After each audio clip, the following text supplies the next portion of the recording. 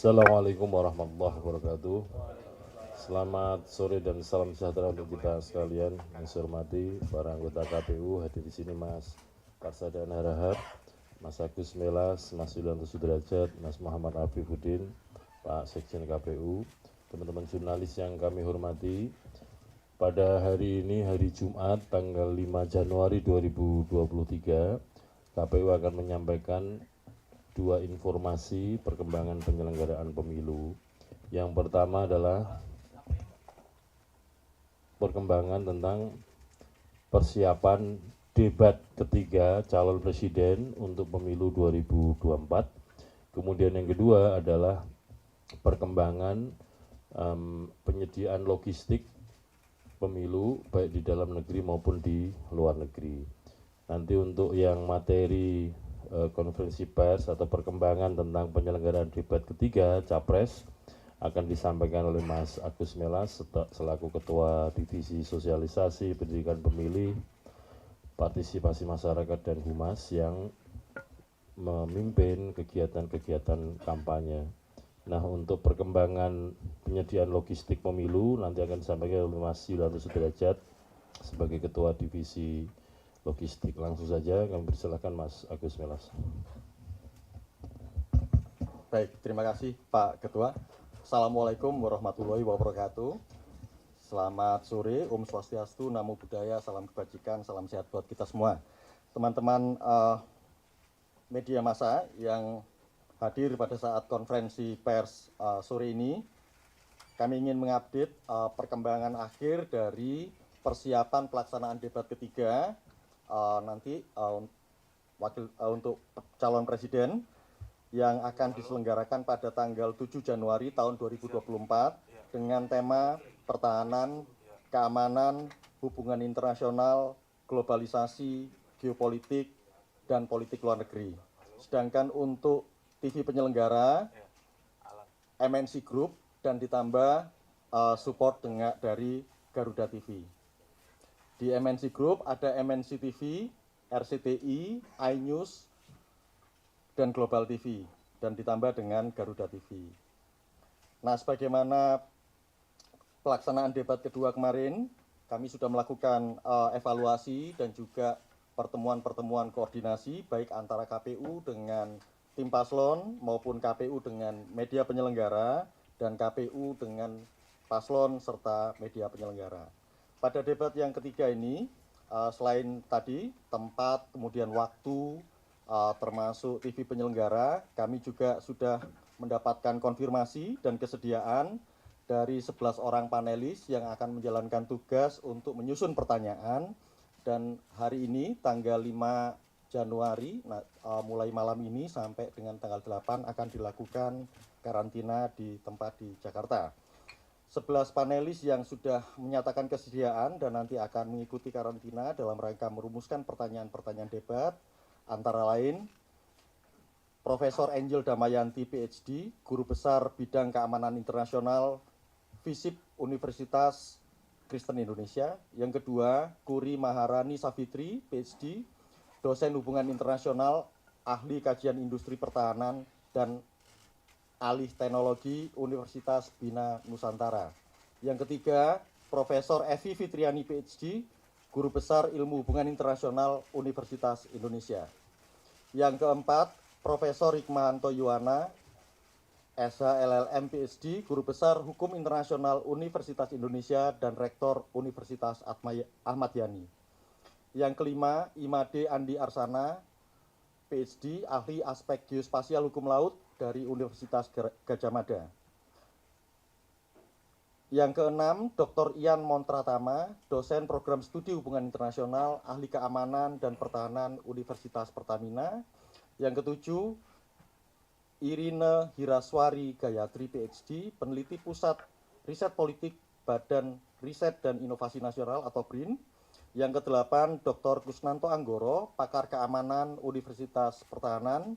Yang kesembilan, Laksamana TNI Purnawirawan Profesor Dr. Marsetyo, sebelumnya Kasal pada periode 2012-2014 dan Ketua Dewan Guru Besar Universitas Pertahanan. Yang ke-10, Philip Yusario Vermonte, PhD, Dekan Fakultas Ilmu Sosial Universitas Islam Internasional Indonesia, dan sekaligus Senior Fellow di CSIS, serta yang terakhir nomor 11, Profesor Dr. Erwi Dia Setiabudi Sumadinata, SIP, SSI, MT, MSI Han, Guru Besar Bidang Keamanan Global Universitas Pajajaran. Selain panelis, KPU juga telah menetapkan moderator untuk pelaksanaan debat ketiga, yakni Aryo Ardi, jurnalis dari Global TV, dan Anissa Dasuki, jurnalis dari iNews.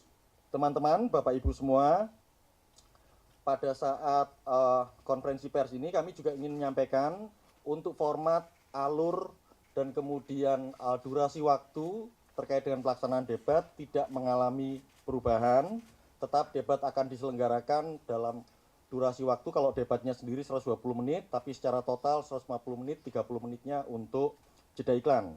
Segmen juga akan terbagi dalam 6 segmen, mulai dari pembukaan, pembacaan tata tertib, dan penyampaian visi misi, serta program kerja. Segmen pertama, sebagaimana rotasi yang sudah berlangsung sejak debat pertama, kedua, dan ketiga. Untuk debat ketiga ini, penyampaian visi misi pada segmen pertama akan dimulai oleh calon presiden nomor urut 3. Kalau yang debat pertama dimulai dari calon presiden nomor urut 1, debat yang kedua dimulai dari calon wakil presiden nomor urut 2, dan yang ketiga nanti dimulai dari calon presiden nomor urut 3. Nanti keempat, kelima, seterusnya akan berlangsung rotasi yang sebagaimana sudah ditentukan. Nah, kemudian segmen kedua dan ketiga akan tetap sama, pendalaman visi misi dan program kerja. Segmen keempat dan kelima, tanya jawab dan tanggapan. Segmen keenam itu penutup atau closing statement dari masing-masing capres yang akan hadir pada debat ketiga. Demikian informasi yang bisa kami sampaikan untuk pelaksanaan debat ketiga yang akan dilakukan di Istora Senayan. Dan sebagai informasi, selain karantina akan berlangsung mulai malam ini sampai tanggal 8, sejak kemarin pukul 00 sudah dilakukan persiapan oleh TV penyelenggara di Istora. Jadi teman-teman juga bisa melihat nanti bagaimana kesiapan dari pelaksanaan debat itu langsung pada posisi on the spot. Saya kira itu yang bisa kami sampaikan. Terima kasih. Wassalamualaikum warahmatullahi wabarakatuh. Terima kasih Mas Agus Melas. Tersebut tadi yang disampaikan adalah perkembangan untuk penyelenggaraan debat ketiga calon presiden yang akan diselenggarakan besok hari Ahad tanggal 7 Januari 2024 jam 19 waktu Indonesia Barat. Selanjutnya Mas Derajat akan menyampaikan perkembangan penyediaan logistik pemilu. Silakan Mas. Cek. Terima kasih Pak Ketua. Bismillahirrahmanirrahim. Assalamualaikum warahmatullahi wabarakatuh. Selamat sore, salam sejahtera untuk kita semua.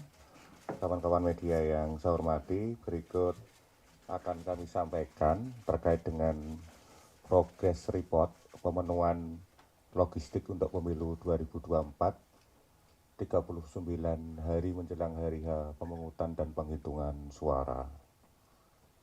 Kawan-kawan semua yang saya hormati, kami sampaikan secara umum terkait dengan perkembangan pemenuhan logistik, terkait dengan prosentase pemenuhan logistik untuk pemilu di dalam negeri. Untuk tahap 1 itu adalah pemenuhan logistik pemilu yang berdasarkan jumlah daftar pemilih tetap dan tempat pemungutan suara, jadi berdasarkan DPT dan berdasarkan jumlah TPS yang telah ditetapkan dengan keputusan KPU nomor 857 tahun 2023 tentang penetapan DPT tingkat nasional dan TPS, jumlah TPS per tanggal 2 Juli 2023. Seperti diketahui bersama, untuk logistik tahap 1 terdiri dari 1 kotak suara, tinta, kemudian bilik, segel, dan segel KPPS. Untuk prosentase pemenuhan logistik pemilu untuk tahap 1 ini sampai dengan tanggal 4 Januari 2024 pukul 22.00 waktu Indonesia bagian Barat, produksinya sudah memenuhi semuanya, yaitu sebesar 100% sudah terpenuhi. Kemudian pengiriman juga sudah terpenuhi 100%. Dan kemudian penerimaan di gudang KPU Kabupaten Kota juga sudah 100% terpenuhi. Artinya untuk logistik, positioning logistik untuk tahap 1 terdiri beberapa item yang saya sampaikan tersebut di atas sudah 100% terpenuhi dan sudah 100% terkirim di seluruh gudang-gudang KPU Kabupaten Kota seluruh Indonesia. Nah, kemudian untuk khusus logistik yang tahap kedua, yang berdasarkan daftar calon tetap DCT ya, khususnya ini adalah surat suara, formulir dan sebagainya ini, yang tentu mendasari penetapan DCT DPR, DCT DPD, DCT DPRD Provinsi, DCT DPRD Kabupaten Kota, dan daftar calon presiden dan wakil presiden. Ini untuk logistik tahap 2 ini terdiri dari 1. Surat suara untuk presiden dan wakil presiden, kemudian surat suara DPR, kemudian surat suara DPD, surat suara DPRD Provinsi, dan surat suara DPRD Kabupaten Kota. Berikutnya item logistik berikutnya adalah sampul kertas, yaitu sampul kubus dan sampul biasa. Kemudian juga terdiri dari formulir, yaitu formulir plano untuk presiden dan wakil presiden, plano untuk DPR, plano untuk DPD, plano DPRD Provinsi, plano DPRD Kabupaten Kota. Kemudian A4 untuk PPWP, A4 untuk DPR, A4 DPD, A4 DPRD Provinsi, dan A4 DPRD Kabupaten Kota. Kemudian item berikutnya yaitu alat bantu tunanetra untuk surat suara presiden dan wakil presiden, dan alat bantu tunanetra untuk surat suara DPD. Kemudian item berikutnya adalah daftar pasangan calon presiden dan wakil presiden. Berikutnya item barang berikutnya adalah daftar calon tetap, yaitu calon tetap DPR, DPD, DPRD Provinsi, dan DPRD Kabupaten Kota. Untuk prosentase pemenuhan logistik pemilu tahap 2 ini sampai dengan tanggal 4 Januari 2024 sama pukul 22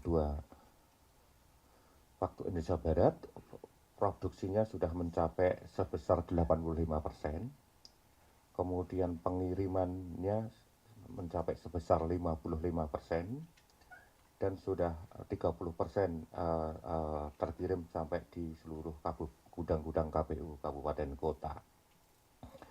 Proses produksi, pengiriman dan penerimaan logistik pemilu tahap 2 di tempat penyimpanan gudang KPU Kabupaten Kota dijadwalkan paling lambat tanggal 15 Januari 2023 itu harus sudah sampai di seluruh gudang KPU Kabupaten Kota. Kemudian distribusi dari tempat penyimpanan gudang KPU Kabupaten Kota dijadwalkan paling lambat sampai dengan H-1 pelaksanaan pemungutan suara, yaitu tanggal 13 Februari 2024. Itu timeline yang sudah kami tetapkan dan terus kami pantau dan kami kawal melalui KPU Provinsi dan KPU RI ke seluruh KPU Kabupaten Kota.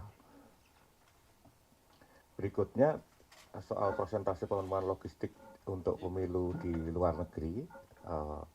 Untuk pengiriman tahap 1 sudah dilaksanakan mulai tanggal 2 sampai 25 Desember 2023, diprioritaskan untuk pengiriman surat suara untuk pemilu presiden dan wakil presiden, serta surat suara pemilu untuk DPR RI, Dapil DKI Jakarta II ke 128 perwakilan negara sudah sebesar 100% terpenuhi di seluruh PPLN seluruh dunia.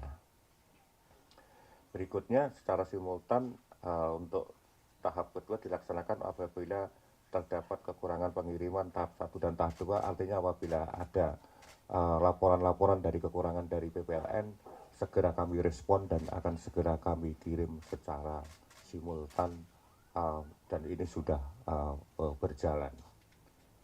Kawan-kawan media yang saya hormati, saya rasa itu gambaran progress report pemenuhan logistik 39 hari menjelang hari pemungutan dan penghitungan suara. Terima kasih. Wassalamualaikum warahmatullahi wabarakatuh. Terima kasih Mas Derajat. Demikian teman-teman jurnalis, hal-hal yang dapat kami sampaikan sehubungan dengan perkembangan penyelenggaraan debat ketiga calon presiden yang nanti akan diselenggarakan pada hari Ahad tanggal 7 Januari 2024 jam 19 waktu Indonesia Barat di Istora Senayan.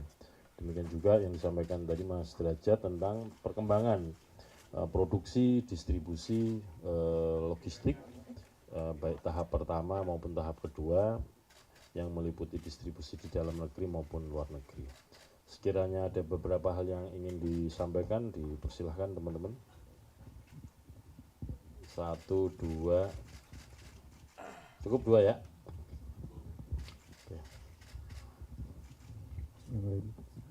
Terima kasih Mas Hasim, Mas Melas.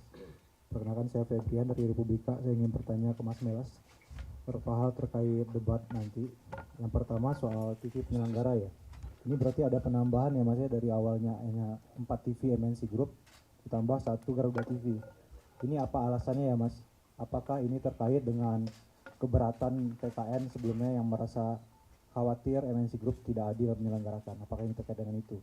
Itu pertama. Yang kedua soal panelis, cawapres nomor urut 1 yaitu Muhaimin Iskandar merasa keberatan dengan adanya 2 panelis dari Universitas Pertahanan karena berada di bawah naungan Kemenhan begitu.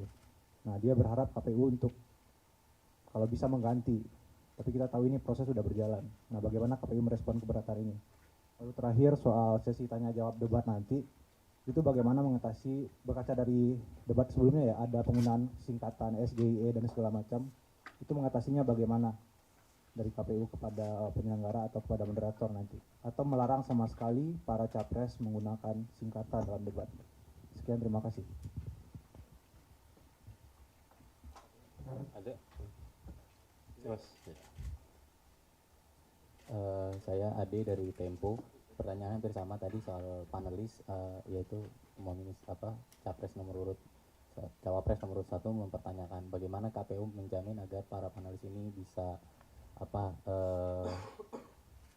independen gitu. Nah itu kemudian yang kedua, beberapa kali kan KPU juga mengingatkan cawapres nomor urut 2 ya, Gibran, untuk tidak menyemangati pendukungnya. Nah untuk debat kali ini apa yang dilakukan KPU dan apa diingatkan lagi atau bagaimana gitu. Terus soal dana kampanye juga Pak, itu kan terakhir tanggal 7 ya, laporan dana kampanye sejauh ini sudah berapa parpol yang sudah melaporkan gitu terkait dana kampanye. Terima kasih. Terima kasih. Terima kasih teman-teman sekalian. Yang pertama soal panelis ya, bahwa panelis ini bisa berasal dari berbagai macam sumber atau kelembagaan. Tetapi kami meyakini bahwa beliau-beliau ini kan punya kapasitas, punya integritas akademik yang dapat dijaga atau dapat dipertahankan, sehingga hal-hal yang berkaitan dengan panelis, baik berkaitan dengan bidang keahlian maupun berkaitan dengan dari institusi mana atau lembaga mana, itu sudah disampaikan dan dibicarakan terakhir dalam rapat antara KPU dengan tim pasangan calon dan televisi hari apa Mas kemarin itu? Ini hari Jumat, tanggal 4 ya, berarti hari Kamis kemarin. Jadi kita meyakini semuanya punya integritas lah para panelis itu. Toh nanti apapun yang ditulis oleh panelis pertanyaan itu ada 18 pertanyaan, dan sebagaimana yang sudah di debat pertama maupun debat kedua itu mekanisme pengambilannya juga mekanisme undi secara bertingkat. Jadi begitu diambil tema apa kemudian dapat pertanyaan nomor berapa. Jadi kalau ada 18 pertanyaan dan kesempatan untuk seperti itu, sudah pasti tidak semua pertanyaan juga akan diperoleh, dan sekali lagi untuk memperoleh juga menggunakan mekanisme undi yang saya kira kita sama-sama mengetahui dilakukan secara transparan ya. Kemudian yang kedua tentang media televisi, KPU ini kan sebagai penyelenggara pemilu merespon atau mempertimbangkan berbagai masukan dari berbagai pihak, terutama tim pasangan calon yang akan memfasilitasi masing-masing calonnya untuk debat. Sehingga dengan demikian termasuk perubahan komposisi televisi penyelenggara dengan adanya penambahan satu televisi di dalam grup yang akan atau dalam tim televisi yang akan menyelenggarakan siaran debat tersebut, tentu sudah dengan berbagai macam pertimbangan dan berbagai pembicaraan dengan para pihak yang terlibat di dalam debat capres nanti atau debat yang ketiga, baik itu dengan tim calon maupun dengan pihak media atau televisi yang akan menyelenggarakan. Kemudian yang ketiga, oh iya, teman-teman di sini kan kebanyakan nama televisi juga pakai singkatan toh, bener gak? Jadi ya biasa-biasa saja lah pakai singkatan. Tetapi supaya kemudian tidak menimbulkan problematik karena ada singkatan yang mungkin orang tidak familiar dengan singkatan itu, tentu kami menyampaikan kepada masing-masing tim pasangan calon supaya calon yang akan berdebat, apakah calon presiden, apakah calon wakil presiden, itu menyampaikan kepanjangan kalau ada singkatan ya, dan kemudian kalau ada istilah yang itu secara awam atau secara umum belum populer atau tidak terlalu familiar digunakan supaya dibaca efektif, langsung to the point tentang topik atau substansi yang dipertanyakan. Jadi tidak lagi katakanlah menambah pertanyaan tentang itu singkatan dari apa atau apa itu maksudnya, sehingga mengajukan pertanyaan diharapkan secara clear, jelas, mudah dipahami oleh mitra debatnya tadi yang ditanya. Saya kira itu, dan itu semua sudah dijadikan evaluasi, sudah disampaikan kepada semua tim pasangan calon, termasuk tadi yang ditanyakan teman Tempo soal pasangan calon soal calon wakil presiden nomor 2 yang dikhawatirkan nanti menyemangati pendukung dan segala macam, sudah juga kita sampaikan, kita lakukan evaluasi supaya hal-hal yang menimbulkan sesuatu yang dianggap tidak tertib atau tidak sesuai dengan kesepakatan dengan para pihak supaya tidak dilakukan lagi. Saya kira demikian ya teman-teman.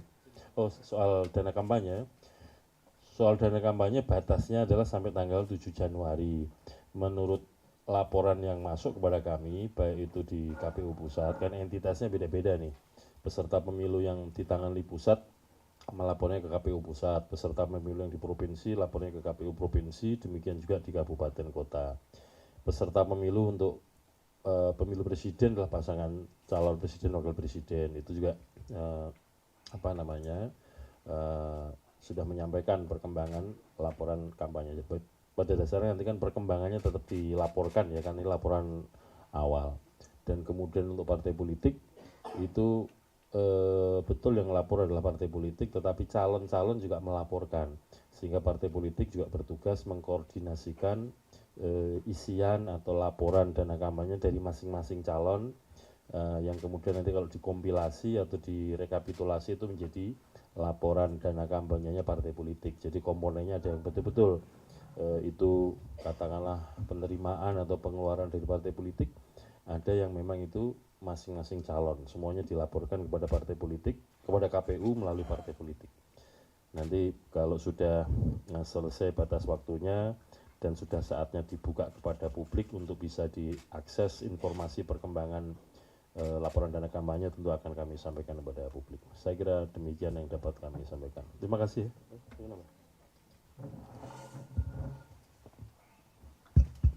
Iya, saya menegaskan lagi untuk merespon dua pertanyaan tadi.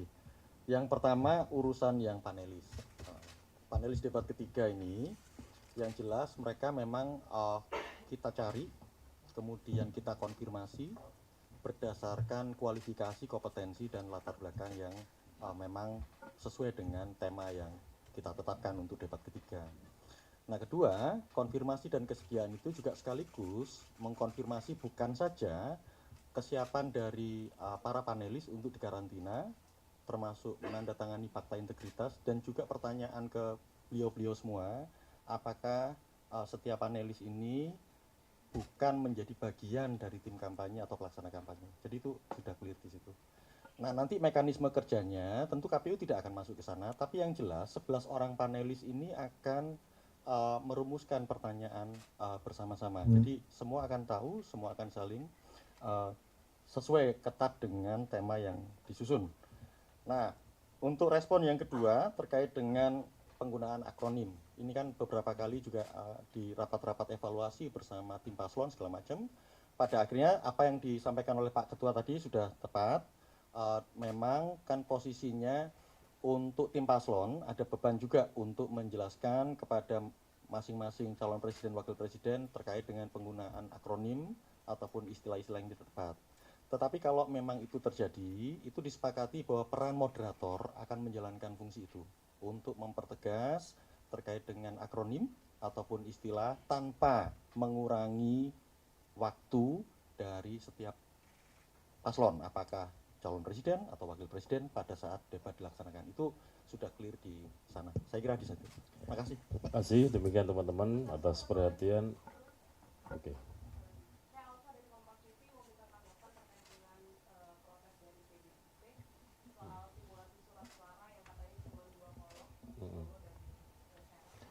Ya, topik kali ini dua topik itu ya, debat dan logistik. Terima kasih. Nanti materi secara tertulis akan disampaikan dari Humas KPU. Terima kasih. Nanti lain kesempatan, Pak. Assalamualaikum warahmatullahi wabarakatuh.